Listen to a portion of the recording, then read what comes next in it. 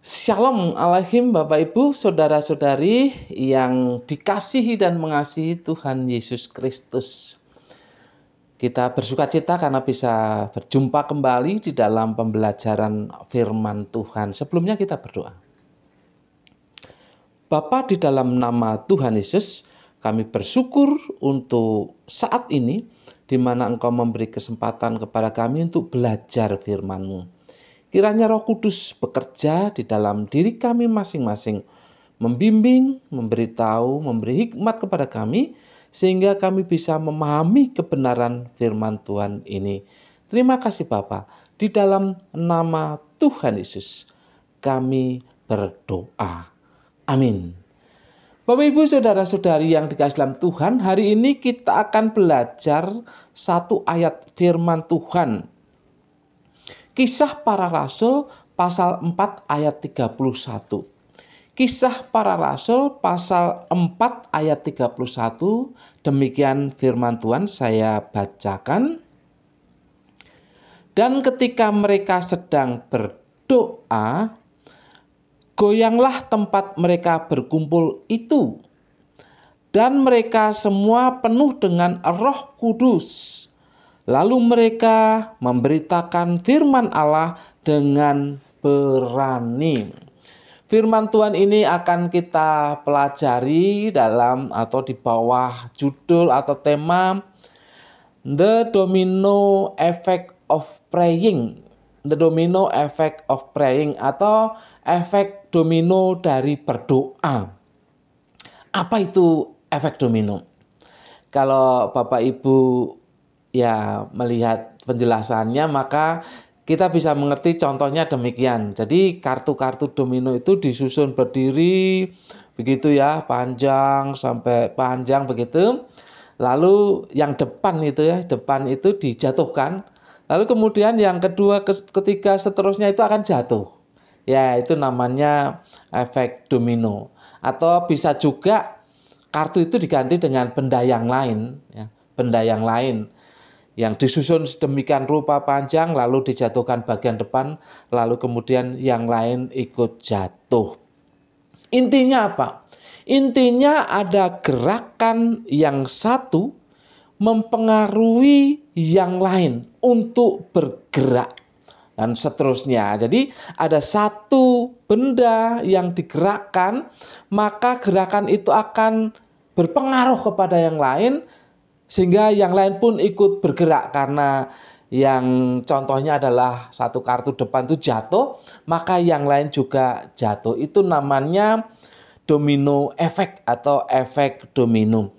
Nah, ini sebuah gambaran tentang kehidupan. Secara khusus saat ini kita akan belajar mengenai kehidupan rohani, dan kali ini kita belajar tentang berdoa. Tindakan berdoa akan mempengaruhi gerakan yang lain. Itu efek domino. Jadi ada berdoa, lalu ada gerakan-gerakan yang lain yang mengikuti. Itulah yang dimaksud dari judul firman Tuhan ini. The Domino Effect of Praying. Jadi efek domino dari berdoa.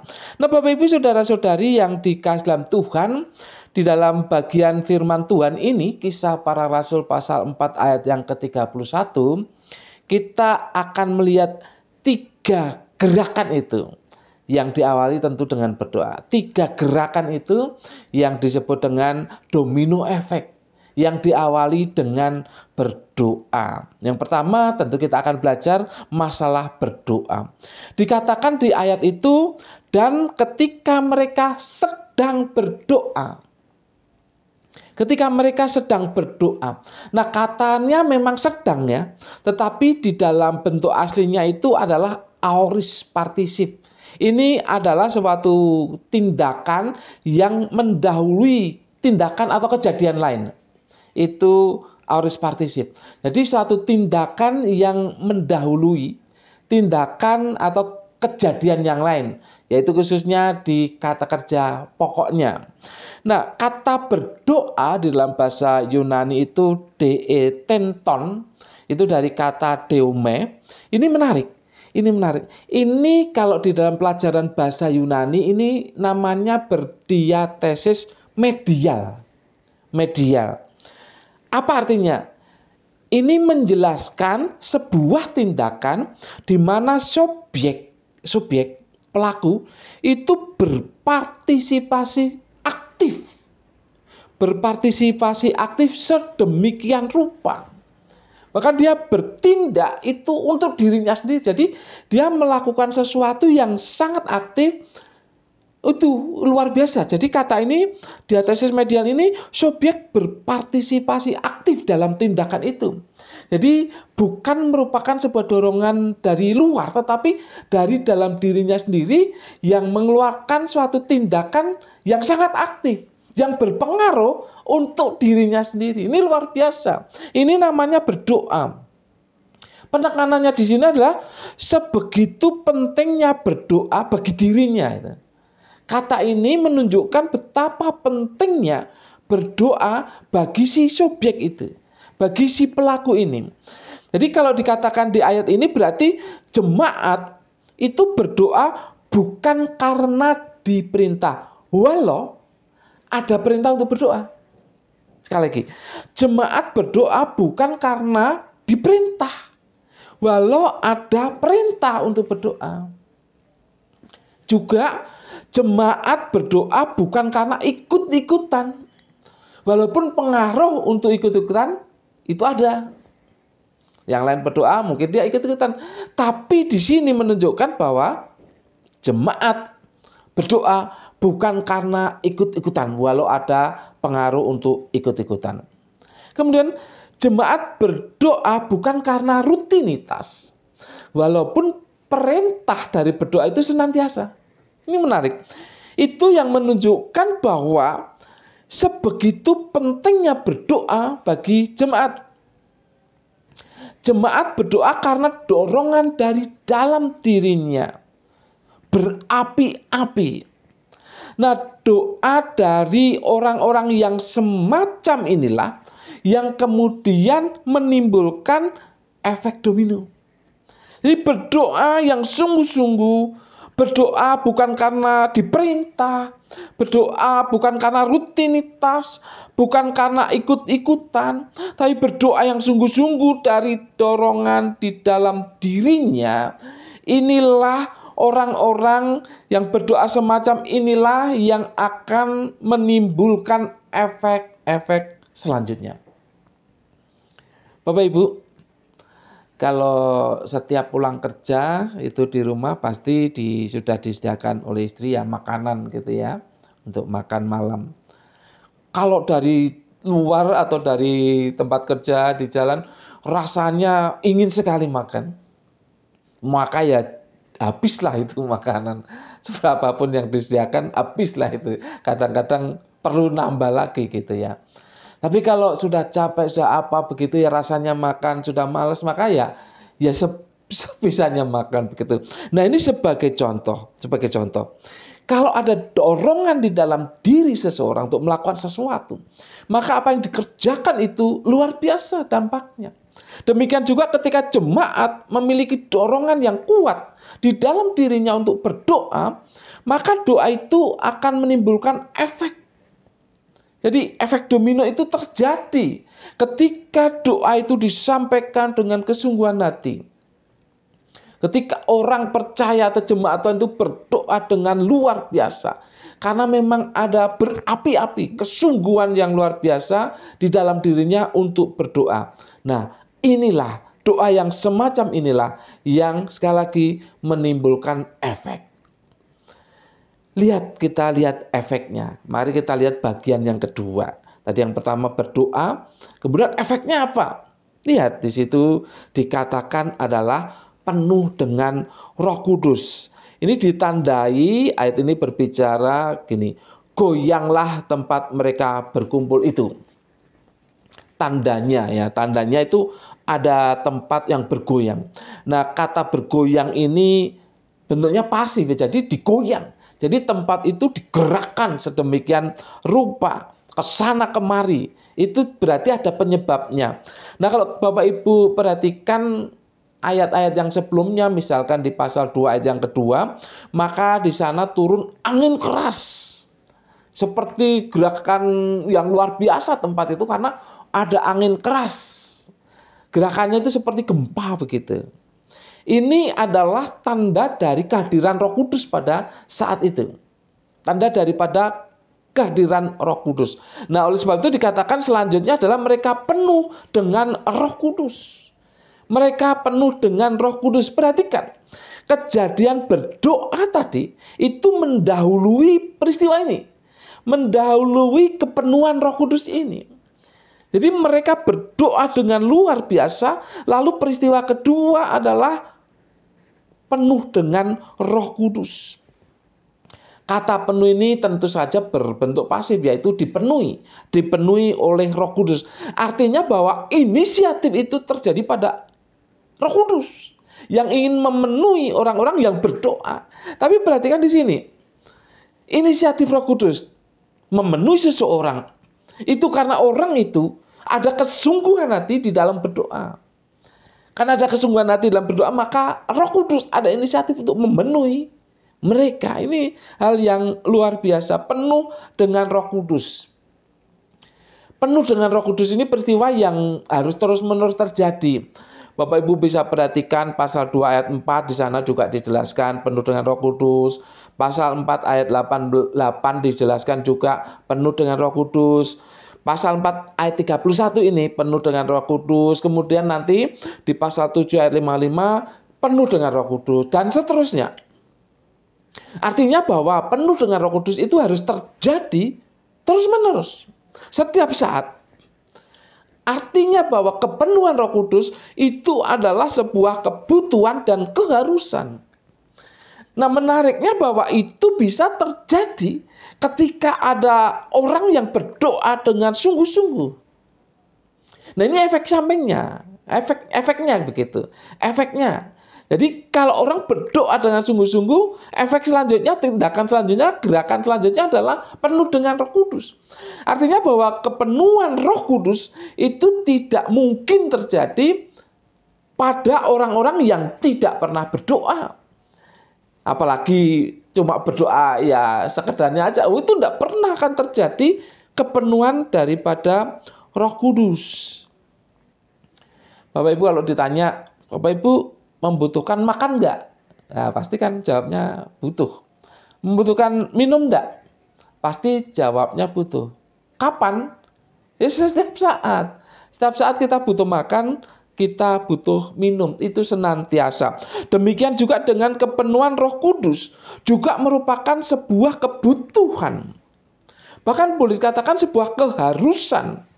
Dan harus terjadi senantiasa di dalam kehidupan orang percaya. Tetapi sekali lagi itu tidak pernah akan terjadi bagi orang percaya sekalipun yang tidak pernah berdoa. Atau yang berdoanya setengah-setengah. Atau yang berdoanya hanya begitu saja. Nah, ini bisa terjadi ketika orang percaya itu sungguh-sungguh berdoa. Maka efeknya, efek dominonya adalah kepenuhan Roh Kudus itu. Jadi perhatikan ini. Kepenuhan Roh Kudus adalah keharusan. Kepenuhan Roh Kudus adalah kebutuhan setiap saat, tapi itu bisa terjadi dalam kehidupan orang percaya yang berdoa dengan sungguh-sungguh. Kemudian perkara yang ketiga adalah melakukan pekerjaan Tuhan dengan berani. Itu ayat itu dikatakan demikian. Lalu mereka memberitakan firman Allah dengan berani. Dengan berani. Perhatikan ya, saya urutkan ini. Jemaat Tuhan berdoa dengan sungguh-sungguh. Kemudian efeknya mereka dipenuhi oleh Roh Kudus. Tapi tidak berhenti sampai di situ. Efek selanjutnya adalah mereka berani memberitakan firman Allah. Mereka bisa memberitakan firman Allah dengan berani. Kata memberitakan ini elalaun ya. Elalaun itu dari kata laleo, artinya berbicara, mengucapkan, mewartakan. Ini menariknya ini bentuknya imperfect. Di dalam bahasa Ibrani, bahasa Yunani, ya, bentuk imperfect itu menunjukkan bentuk yang keberlangsungan. Tidak hanya sekali saja, dalam bahasa Yunani begitu. Kalau ada bentuk imperfect itu bentuk yang panjang begitu. Nah, ibarat kata ini film dibandingkan dengan potret. Kalau potret itu kan sekali ceret gitu.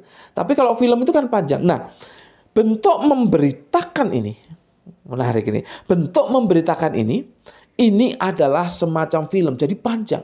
Jadi mereka berani memberitakan, dan terus memberitakan. Ini luar biasa Bapak Ibu, nanti kita lihat penekanan di sini. Luar biasa. Kata berani di sini sama dengan ayat sebelumnya, ini berarti berani dan percaya diri. Kalau Bapak Ibu belajar di ayat yang ke-29 itu sesuai dengan di situ.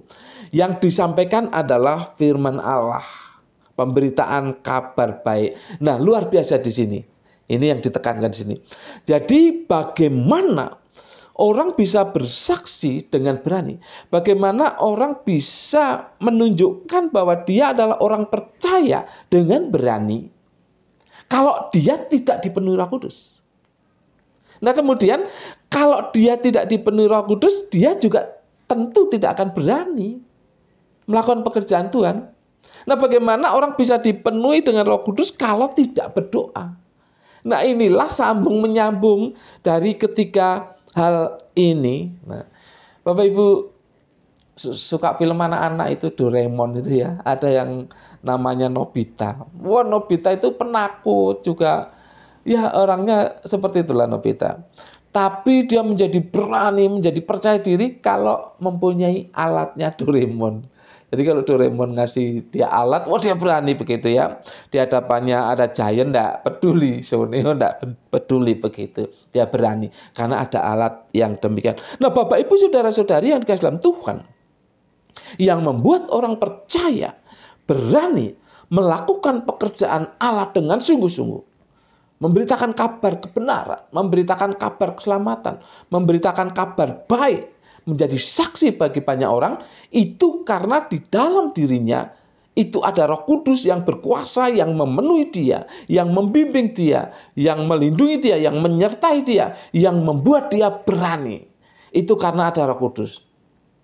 Tetapi Roh Kudus tidak bisa bekerja, atau Roh Kudus ya tentu tidak akan melakukan sesuatu hal yang luar biasa kalau orang itu tidak pernah berdoa.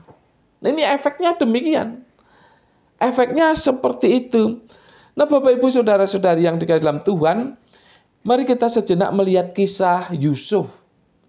Yusuf, ya, anak Yakub itu. Yusuf tidak bisa menghancurkan tantangan yang ada di depannya. Dia tidak bisa menghancurkan batu yang ada di depannya.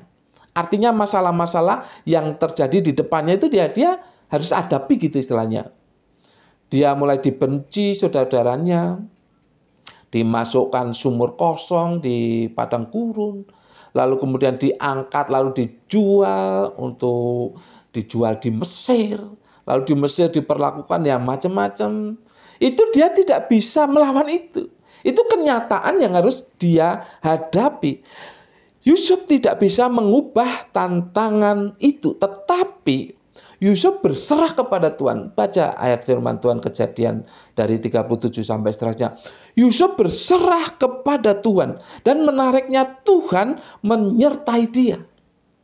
Sehingga apa yang dilakukan Yusuf menjadi berhasil dan akhirnya dia sukses.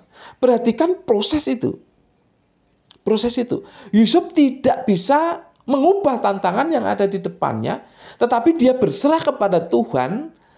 Dalam konteks kita itu tadi berdoa, berserah kepada Tuhan, berdoa kepada Tuhan, lalu Tuhan menyertai dia, lalu kemudian dia bisa melakukan sesuatu dengan berani dan berhasil. Jadi kalau kita perhatikan di dalam ayat ini, bagi kita menghadapi banyak masalah tantangan, kita menghadapi banyak persoalan, dan kita sangat mungkin tidak bisa membuang tantangan itu dari depan kita. Membuang batu-batu besar itu dari depan kita. Kita tidak bisa. Tetapi perhatikan, kalau kita akan menghadapi itu, tapi kita berdoa dengan sungguh-sungguh. Berdoa dengan sungguh-sungguh dari dalam diri kita. Bukan karena perintah, bukan karena ikut-ikutan, bukan karena rutinitas, tapi memang ada dorongan yang kuat di dalam diri kita untuk berdoa. Maka Roh Kudus akan memenuhi kita.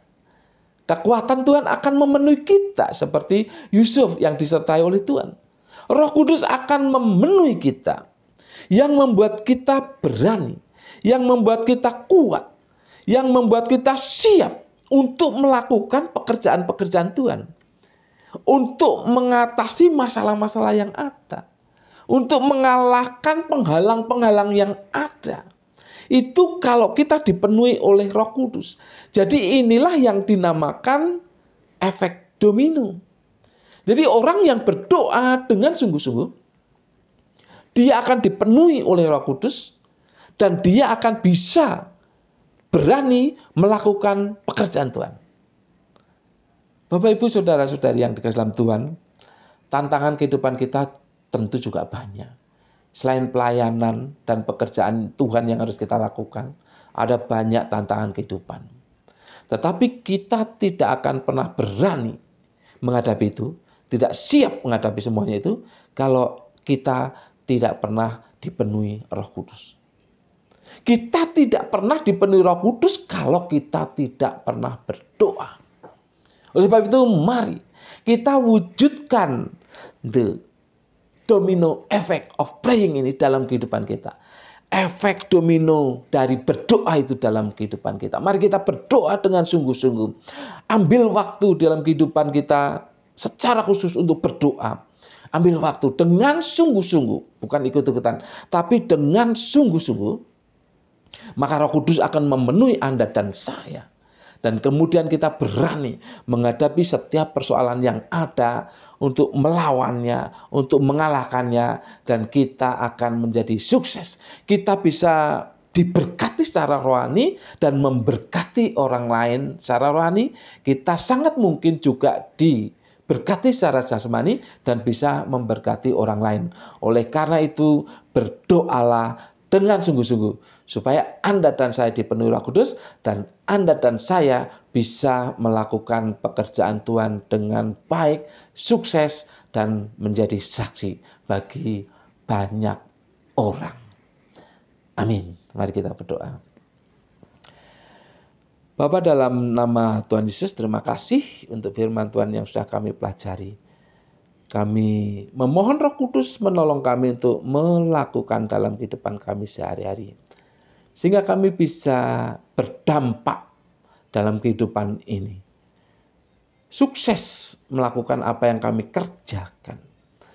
Dan kami bisa menjadi saksi karena kami bisa melakukan pekerjaan Tuhan dengan baik.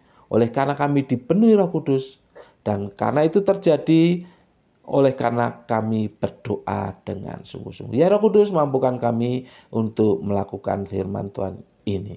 Dalam nama Tuhan Yesus kami berdoa. Amin. Tuhan memberkati Bapak, Ibu, saudara-saudari sekalian.